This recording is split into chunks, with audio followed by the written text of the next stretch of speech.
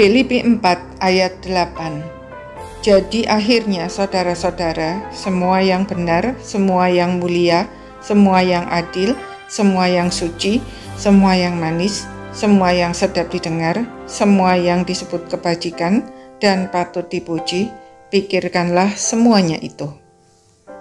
Ayat ini sering digunakan sebagai dasar dari teori berpikir positif. Namun benarkah ayat ini berbicara tentang berpikir positif?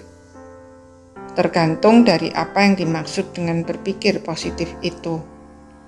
Jika yang dimaksud adalah segala hal harus dianggap positif tanpa melihat apakah hal itu sesuai dengan kebenaran firman Tuhan atau tidak, maka kita salah menafsirkan ayat ini.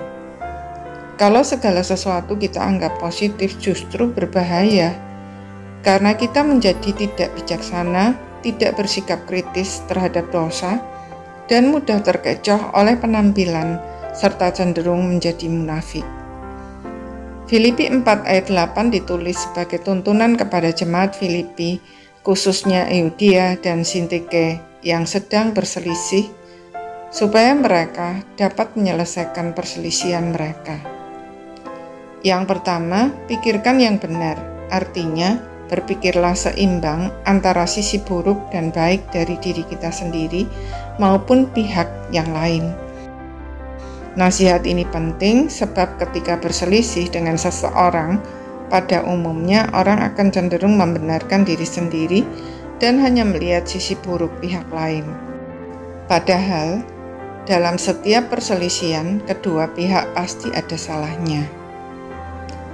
Kedua, nyatakan kebenaran dengan sikap yang mulia, artinya dengan sopan dan adil. Ketiga, pikirkan semua yang suci, artinya jangan pernah berbuat sesuatu sebelum setiap luka dan kemarahan diakui dan dibereskan, sebab luka dan kemarahan adalah sampah. Hati yang penuh sampah tidak akan pernah menghasilkan kebaikan. Sakit hati dan kemarahan harus diselesaikan supaya kita bisa memberi tempat kepada semua yang manis, yang sedap didengar, yang disebut kebajikan dan patut dipuji. Selama kita masih hidup di dunia, tidak mungkin bebas dari konflik, sebab kita semua adalah orang berdosa yang memiliki banyak kelemahan, di samping juga kelebihan. Kelemahan kita bisa menyakiti orang lain, dan kelemahan orang lain bisa menyakiti kita.